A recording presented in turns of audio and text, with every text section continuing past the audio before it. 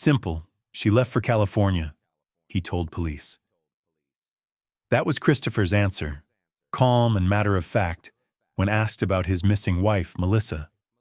At first glance, it sounded plausible. People leave home. Wives, mothers, sometimes they vanish seeking freedom or escape. But something about the story just didn't fit. It was the winter of 1998, and the small town was about to become the backdrop for a disturbing mystery. Near the glass factory where Christopher worked, the air was thick with the biting scent of industrial chemicals. But on one gray afternoon, it wasn't just factory fumes in the air. The sickly, sweet stench of bleach was almost overwhelming. That's when 4 trash bags were discovered, dumped carelessly behind the plant. A discovery that would haunt the community for decades.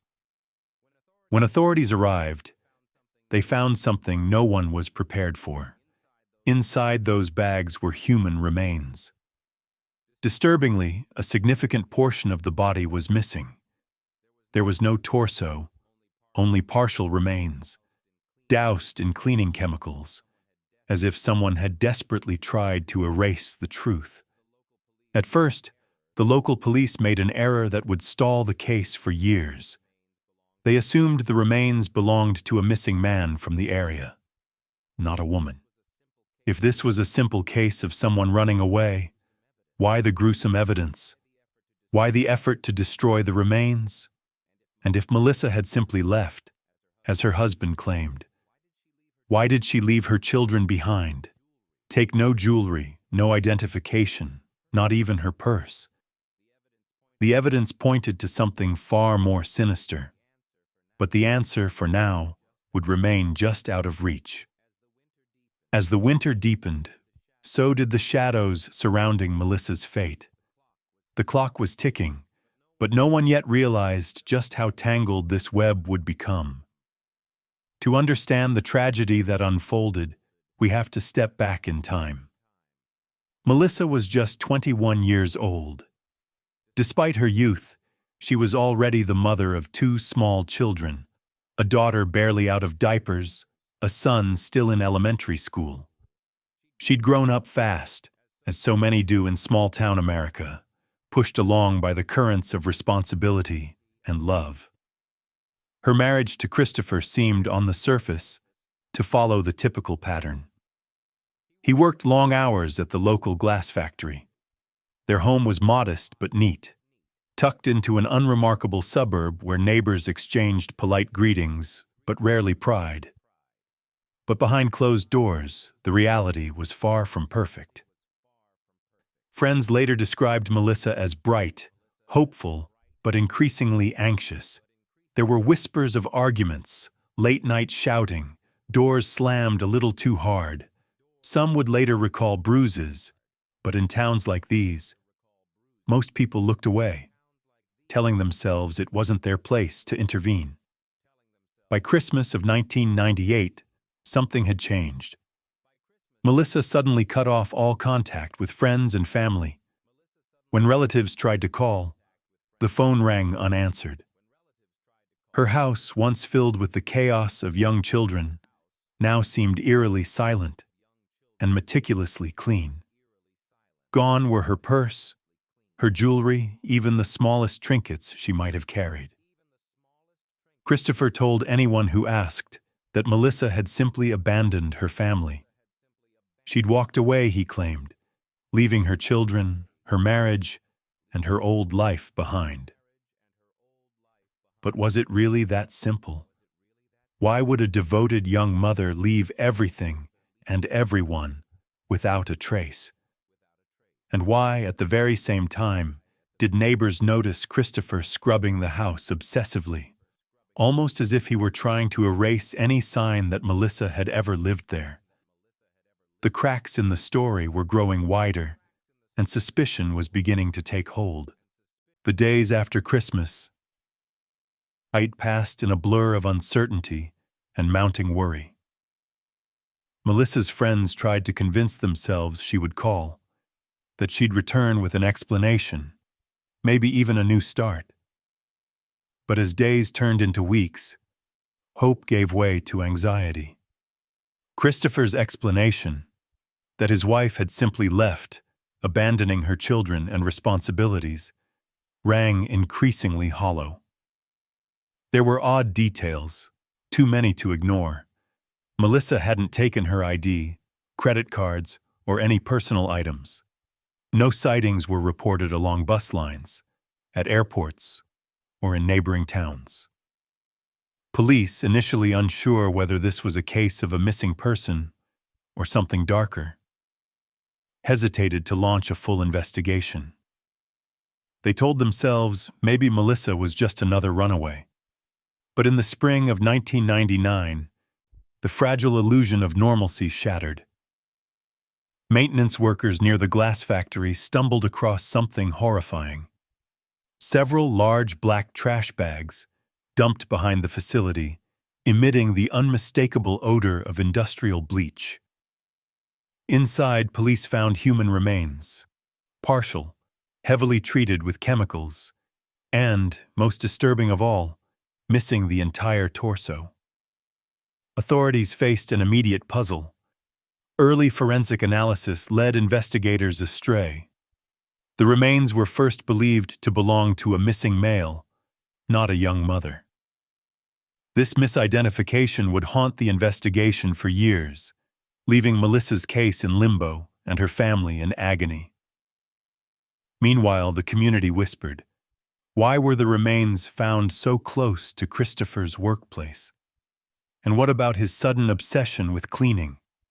His distant, emotionless answers to questions? Neighbors noted that he seemed unbothered, even cold, as if the disappearance was just an inconvenience rather than a personal tragedy. If this was a random crime, why was there such a concerted effort to hide the evidence, to destroy, to dismember, to erase? And if Melissa had truly walked away, why was her world dismantled piece by piece, her very existence nearly scrubbed from memory? The investigation, it seemed, was only just beginning, and the truth was buried deeper than anyone realized. As months passed and Melissa remained missing, the investigation languished. Without a clear suspect or a confirmed identity for the remains, detectives could only work with fragments, both literal and metaphorical. For years, the black trash bags found near the glass factory sat in the evidence locker, their secrets locked away by misidentification and a lack of leads. But the case would not stay cold forever. In 2003, a stunning twist shattered the silence. Authorities uncovered a long-buried secret. Melissa's biological father, Carl Patton, was not just an estranged parent. He was an infamous contract killer from the 1970s. When police finally caught up with him, Patton confessed to 5 separate killings for hire. Yet in a bitter irony, the man who had once profited from violence was now begging authorities for help. His daughter was gone, and for once he was not the perpetrator. He wanted answers. With renewed focus, detectives revisited the evidence from 1999. New forensic techniques allowed them to extract DNA from the degraded remains. The results were conclusive. The remains were Melissa's. The initial assumption, that the body belonged to a missing man, had derailed the investigation for years. Now, with Melissa's identity confirmed, police pored over the forensic evidence. The medical examiner determined that an electric saw had been used to dismember the body. The method was chillingly precise. There was no torso, no murder weapon, and the rest of Melissa's body was never found. A new lead surfaced. Christopher, Melissa's husband, had recently been fired from the glass factory for stealing an electric saw, the same type believed to have been used in the crime. Suddenly, the scattered pieces began to fit together. Motive, opportunity, and a disturbing connection to the very tools used to erase Melissa's existence. Yet the evidence was still circumstantial. With no murder weapon, no confession, and missing remains, the case remained officially unsolved. The question lingered: was justice even possible? Or would this become another story lost to time? Another tragedy buried beneath years of silence and missteps? For nearly 2 decades, Melissa's case drifted through the cold files of the police department, a haunting reminder of unfinished business. The family's pain and the community's questions never faded. But sometimes, all it takes is a single spark to reignite a search for justice. That spark came in the most unexpected form. Between 2017 and 2024, Cheryl McCollum, a seasoned crime analyst and podcast host, decided to take a closer look at Melissa's story. Her true crime podcast, known for shining a light on forgotten cases, drew attention from listeners across the country, and, crucially, from those who might hold long-buried secrets. As the podcast gained traction, a new witness stepped forward, one who had never spoken to police before. This individual claimed to have overheard a violent argument between Melissa and Christopher just days before Melissa disappeared. Their account painted a picture of escalating tensions and a home teetering on the edge of crisis. Suddenly, there was new urgency. The case was officially reopened, and investigators dove back into the evidence with fresh determination.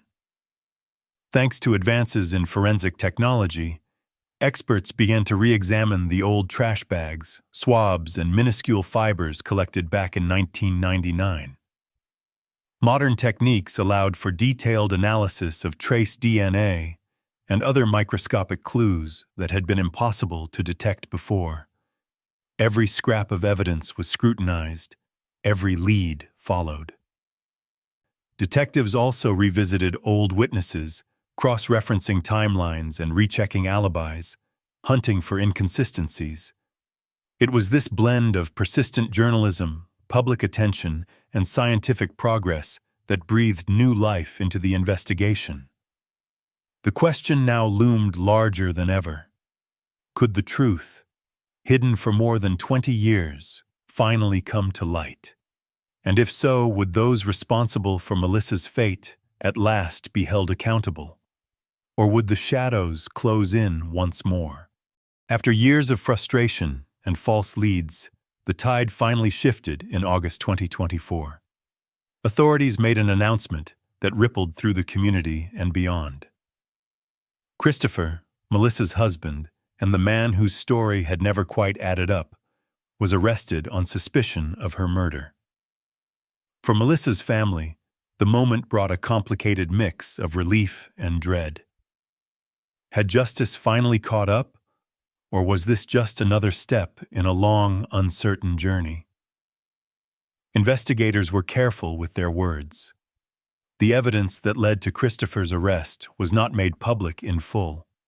Some details, possibly DNA, minute traces from the crime scene, or newly revealed witness statements, were withheld, guarded closely as the case moved toward trial.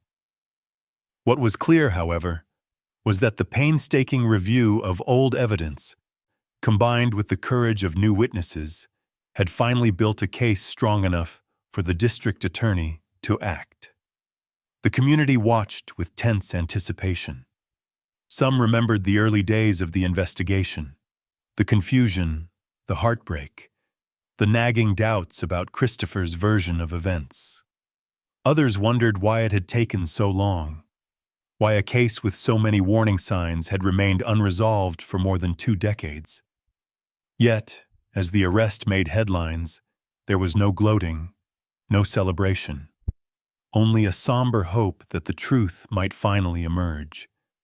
Melissa's children, now grown, were faced with new questions about their past. Her family, hardened by loss, clung to the hope that this new chapter would bring answers, not just more uncertainty.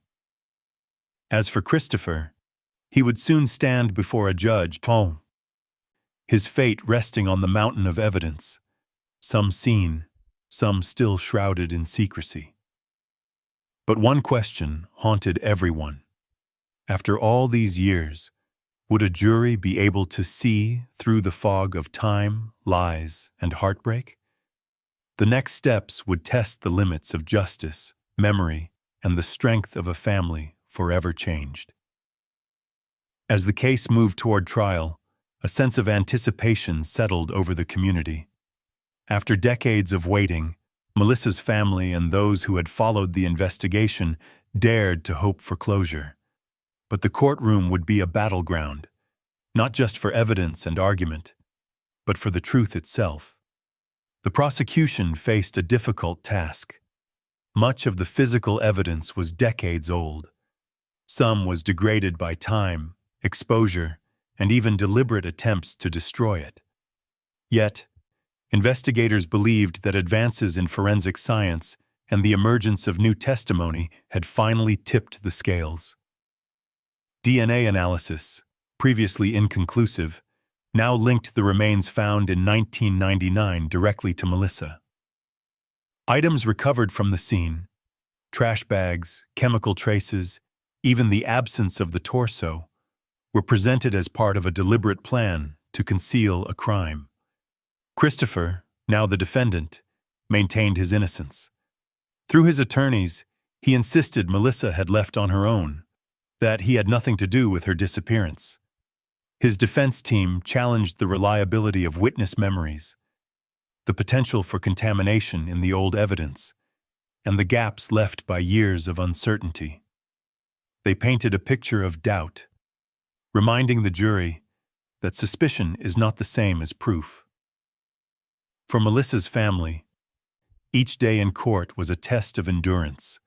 The pain of loss, once numbed by time, resurfaced with every detail recounted on the witness stand. Friends and investigators who had waited so long for answers now watched, anxious, as the case unfolded. Would the jury see through the conflicting narratives and weigh the evidence for what it truly was? Or would the shadows of doubt linger, leaving justice just out of reach once more? As closing arguments approached, everyone knew that the outcome would echo for years, not only for Melissa's loved ones, but for the entire community.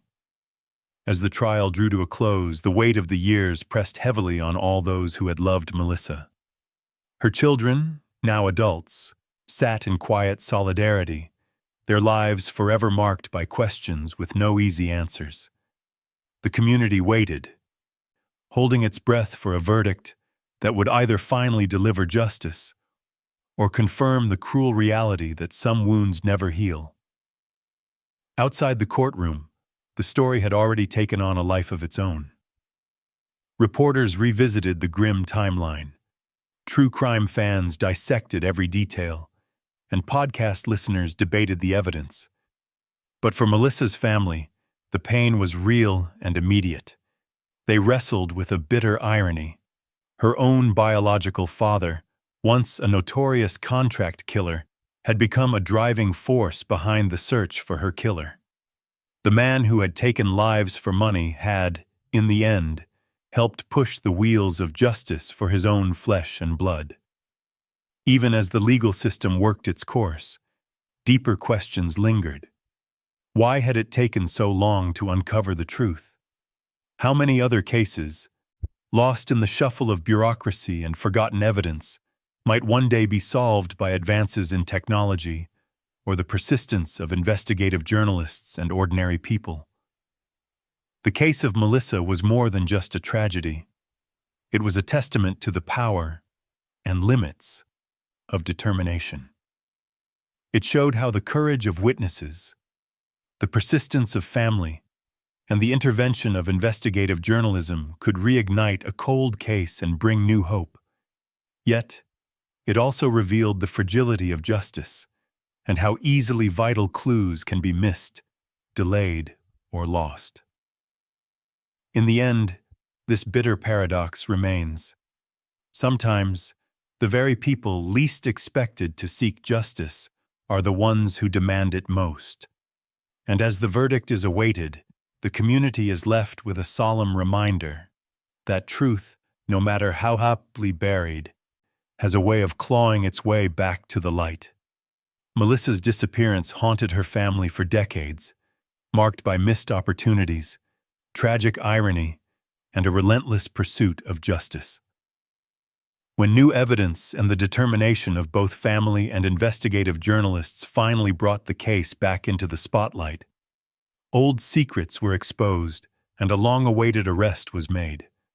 As the trial unfolds, Melissa's story stands as a chilling reminder of how easily the truth can be buried, and how hope, persistence, and courage can still force it into the light. If you believe in justice for the forgotten, share Melissa's story. Subscribe for more real-life mysteries, and remember, sometimes the truth only survives if we refuse to let go.